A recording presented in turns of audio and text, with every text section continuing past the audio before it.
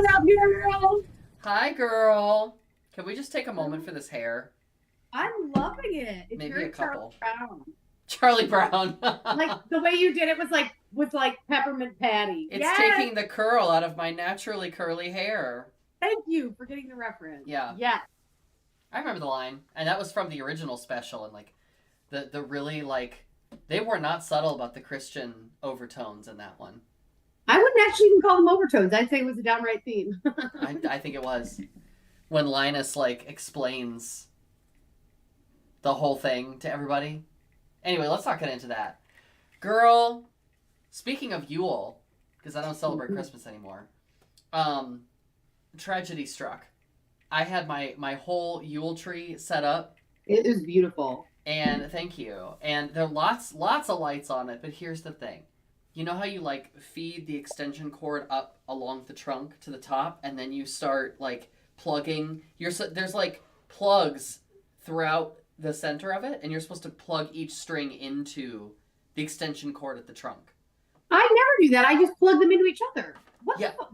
That's what I do, and here's why you don't want to do that. Apparently, I'm learning this lesson the hard way, because if you have the second strand of lights go out, then all of them go out.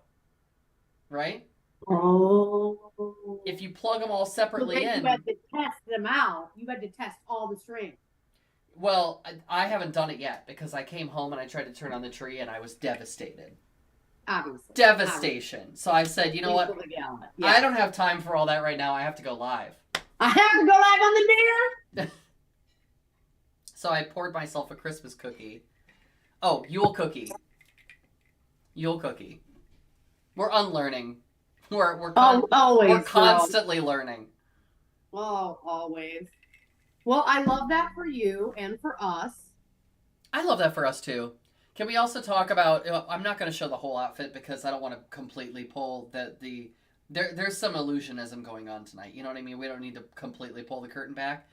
I respect that. But look at this like accidental Upper Arlington color scheme I have going on. It's very, very suburban of you. She's changing. Girl, you know what? She's evolving. She's evolving. She's evolving before our very eyes. I've become a woman who has a wine fridge, and I don't know who I am. And I don't care who knows. This Oregon Pinot is chilled to 45 degrees, which is ideal for most American Pinots. Joseph? I didn't know that you chilled reds at all. I didn't know. Oh, no, sorry, not 45. 60. Oh, okay. A sensible 60. Sorry. Oh my 60. gosh, what are we? The Bordeaux can be 55 to 60. The Pinot's 60 to 65. And I'm leaning towards 60 with this. Anyways. You're on thin ice. I was like, oh, you know what? Like, it's also full of Pellegrino bottles because I also love chilled Pellegrino. Oh, no, that's... And I was like, this is truly the best. Yeah, now that's a chilled experience I can get behind. Because the problem is, you have to go home. What? No, I'm just joking. Oh. I was like, oh, the cheesy joke. You have to go. Never mind. It didn't work. We'll cut it in post. I was trying to do like a sponsorship thing. No, I got it. I liked it. But you know our sponsor is Ishakti, so you really can't be going up against the brand. Girl, not since they cut me off. Girl, they didn't, but they cut you back on, right? That's not what it is. They cut me back on. I just wanted to live for the drama for a moment. It was real drama. Well, you know what, girl? Cheers to you surviving tragedy tonight with the Yule tree. I'm wishing you no electrical burns when you figure it out. Thank Cheers, you. queers. Sending strength. God. Sending love and light. I hit my own personal tragedy on Thanksgiving when I was cooking for my first Jamaican American Thanksgiving experience, is what we'll call it. Wow. And I got my later. ass handed to me. What happened to you? Oh my gosh. Is that a burn? I don't have skin there. How do you do it? I don't know. I'm so pasty. Girl, I have a scar. You can't see it very well, but I have a scar on my hand from 2016 or 2017. You can just I do see it. Yeah. That was very similar. I touched the frame of the oven when I was trying to pull something out with oven mitts, by the way. But they were those little pot holders, not the ones that cover your whole hand. Trash. They're just trash. Yeah, so I tried to pull it out, and my hand touched the frame of the oven. Didn't feel it at all when it happened, which is a bad sign. Yeah, didn't feel it at all because the nerves were just instantly gone, right? And then the skin just came right off like a sticker. Like a bad sticker. And then then it just like it scabbed after a couple days and then hurt, and it would just like, but it was like complete third degree in a very small area. Yeah, my shit is completely gone. So here's the problem. The turkey was at 425. Wow. So I was doing something with the turkey, and this hand hit the pan holders. Yeah. So the metal in the 425. Oh my gosh. Oh, that like the handles of it. Yes. Wow. Thanks, Rachel Ray, for nothing. Hey, you know what though? There's nothing like, speaking of awkward family interactions, which I apparently is the topic. I had to look up our own Instagram page to find that out. Because I didn't prepare anything for tonight. I'm trying to let Penny out. She was making noises. No, that's okay. I didn't remember what the topic was, so I had to look us up on Instagram. And speaking of we do. I had to look us up just to remember. But you know what'll bring a family together in the midst of awkward interactions is injury and tragedy. So you know what? All that other stuff doesn't really matter when you've got someone to take care of, right? I'm just saying, keep it in your back pocket. I knew a girl in high school that she'd have a Coke. I don't know why I said it like that. She had a Coke. She had a Coke can in her purse at all times, and that was her emergency ejector lever. Because Coke made her vomit. So she really needed to get out of school. For whatever reason, she just didn't want to be there. She'd just go drink that Coke, and then she'd throw up. And then she'd, like, go home.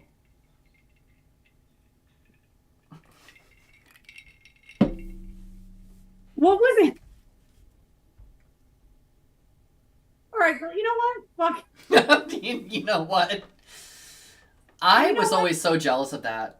You know, that is cool. Yeah, when you're in, that would be very cool. So let's stick with this metaphor. What is your emergency Coke can in an awkward family situation? What do you do to get out of it? Oh my gosh. Now it doesn't take much. It doesn't take much of an excuse for me now in my 30s. I just leave. Right? It really doesn't take much for me. I didn't do anything with family this year in person. But some of our family got together on my mom's side, and I joined a family Zoom. And I used that background that I've used for one episode of The Dish of the cabin with the animated fire and the window with the snow. So that was my first, like, you know, my first gambit was like, hey, look at my Zoom background. You know what I mean? Like, that'll carry some conversation for a little bit.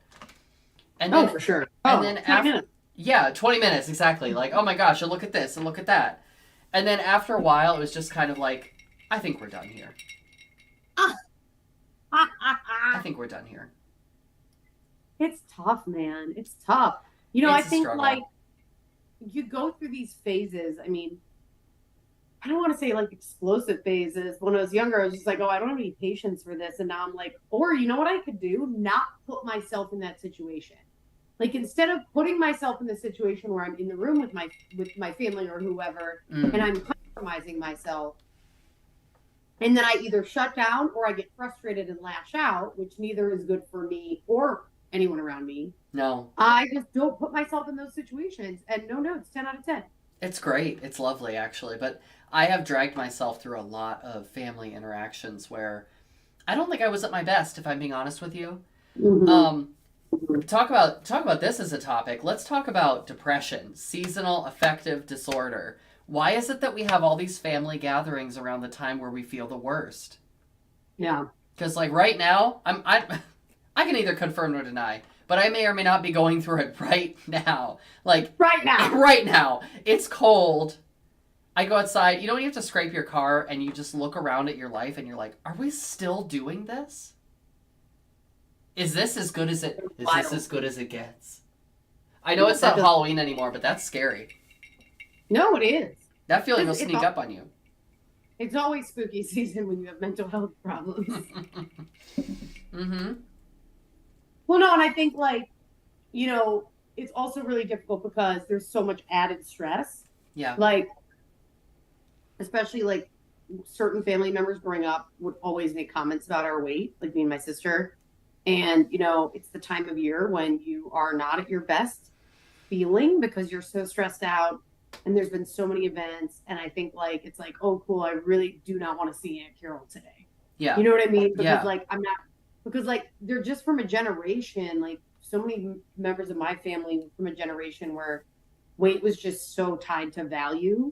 And like our generation is too. We're not doing any better. We're just slightly more aware. Like no, that's it. I'm not doing well with it. I'm not fine. Oh.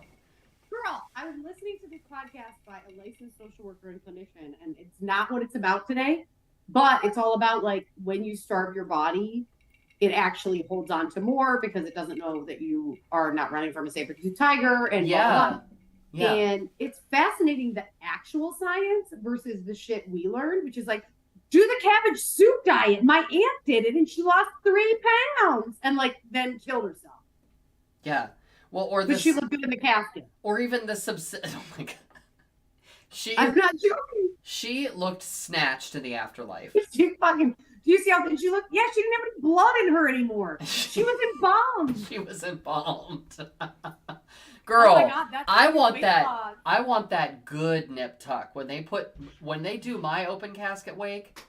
I want that good. Like you need to get the Dyson and just get in there because you know the mummification of the removal of all the organs. Then stop there.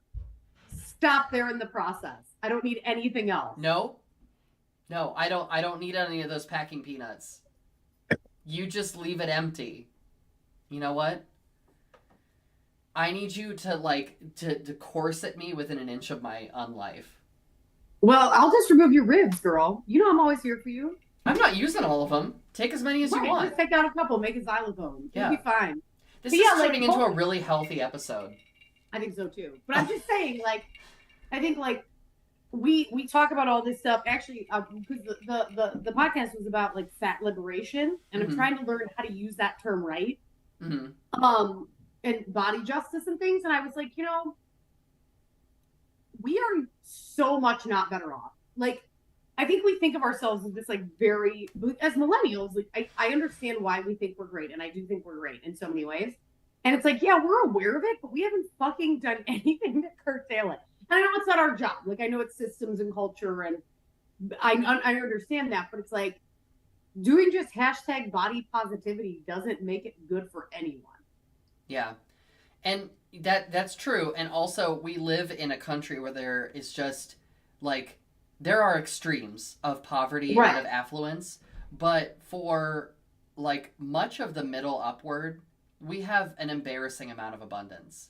And so there is a certain amount of like privilege guilt that happens where you're just like, okay, I'm miserable, but we have access to so much. And so how, I don't know, how, like where I'm at with that is like, we have to develop gratitude as a practice and just be like, listen, these problems are not that bad. Okay. Like, it's a few things. It's like, first of all, I can only focus on up to 3 things in my life at a time, like major things. One of those may or may not be my physical health, and frequently it's not. So if I'm focusing on my volunteer stuff, my work stuff, and my art, guess what's not happening? Sleep, eating right, exercise. None of that is happening. I can guarantee you. I've been through enough cycles on this carousel. Well, and sleep is so important for so many other aspects of your life besides your body, like your mind, on top of everything else. Yeah. Focus. Have you always had trouble sleeping? I don't remember that. No, no, no. I used to. Yeah. Oh, girl, the sleep I used to have Oh, is girl. fabulous. I used to live on Patterson and High in the first apartment I had out of a college dorm. I lived on Patterson and High, in a like turn of the 20th century home that was chopped up into little apartments and run by a slumlord. So everything that could go wrong with that I mean, place, actually, you could have left that part out. We know. yeah, like say less. Um, we had the ceiling would fall in when it rained. We had fabric Oh beetles. We had mice. We had a kitchen that looked like it was literally stapled to the back of the house. Like you could see the brick in the kitchen that used to be the exterior, and the walls were just like grafted onto the back of it with a treacherous fire escape, or not fire escape, but one of those like rickety metal staircases from the back door down to the parking. And when it would snow, those things would just become sheets of ice. And this was in my 6-inch platform heels phase. no, It's no. no, it's actually a miracle that I'm still alive. But here's the thing: the sleeping. I used to sleep in the bedroom on the first floor with my head in a bay window on High Street. So I had my little twin mattress on the floor, just a mattress on the floor, with the head in between the bay windows and the cracked walls that just let everything through. And I don't know how, but take me back. I wish I could sleep through like city traffic again, but those days are over. Oh my God. When I'm in New York and I'm like, trying to fall asleep and I'm like, I'm just such a poser. I'm just like, I just love the city and energy. And I like get into bed and I'm like, Oh my god. So let me tell you, while we're on this brief aside of like living situations that we would never accept now, but we did when we were in our 20s. One night I was sleeping, and at about 4 a.m. I was awoken. Not by the traffic, because that was just like, that was my noise machine, right? That was just, jungle rain, night train sound effects for me. But there was this inhuman scream on the street that was coming out of the bar that was like right next to our house, right? And I think it was definitely 4 a.m. I remember that pretty vividly. So it's not like the bars had just let out and people were coming out of the street, right? Like this is after. Right, right. There was this. For those of you who don't live in Columbus, Ohio, the bars close at 2 a.m. Keep going. Yes, thank you. Context. So there was this scream from a. Do you sometimes you want to say woman, but I don't want to assume this person's gender, so I'm just like, there was a high pitched scream. Person who sounded like a woman. Yeah, see, we struggle, okay? Like we don't get this perfect. We are just like you. We're trying. We're two women? No, I'm just kidding. Oh my God, why wasn't that the name of this podcast? Two women? Question mark? Yeah, totally. Oh my God. Oh, as ContraPoint says, I can't wait until trans people have so many rights that's okay to make fun of us, because there's a lot to work with. Girl, but I am taking the fifth. Yeah. Anyway, so there is this blood curdling scream, and then there is like an argument on the street where someone is probably in danger, but now I'm doing the calculation in my head of like, right. Okay, do I intervene and then put myself in danger? And so I'm just like, I'm like in the nude, holding my sheets onto myself with my ear pressed against the window, waiting to see if this works itself out. And I mean, they stopped arguing, so I went back to sleep. Was the body found the next morning?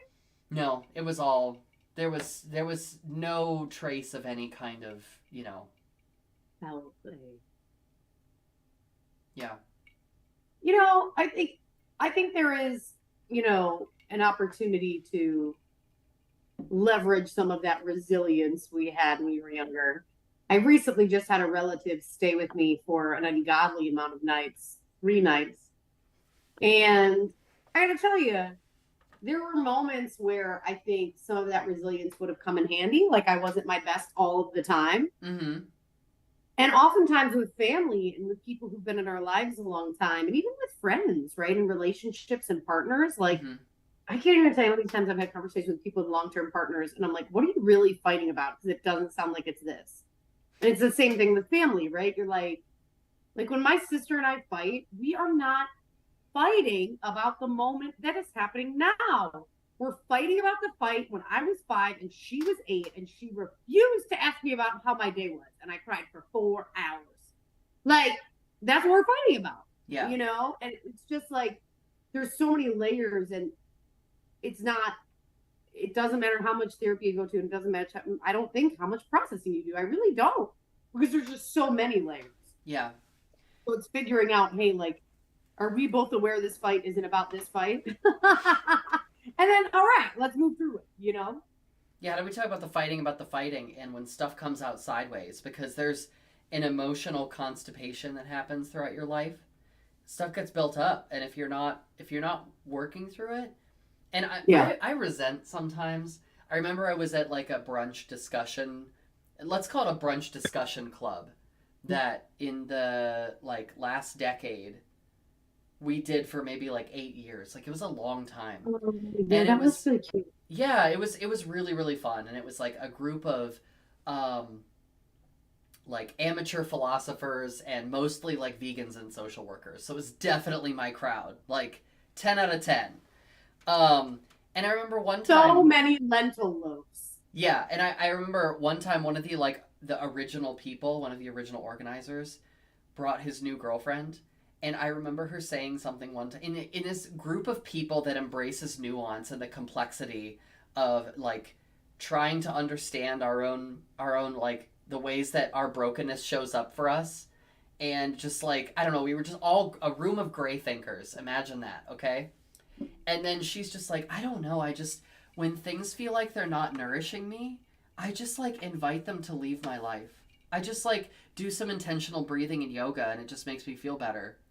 And then I remember there was like a drawn out silence. And then like a regular from this group was like, well, that sounds really healthy. Good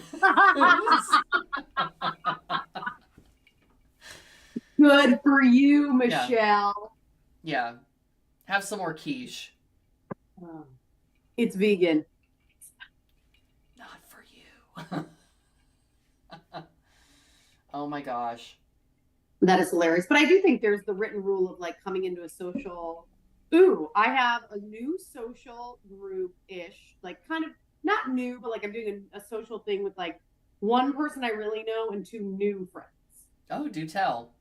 Well, we're doing brunch in Palm Beach, girl. Oh, so it's just, it's just like some little oysters on the half shell, maybe? For $49.99.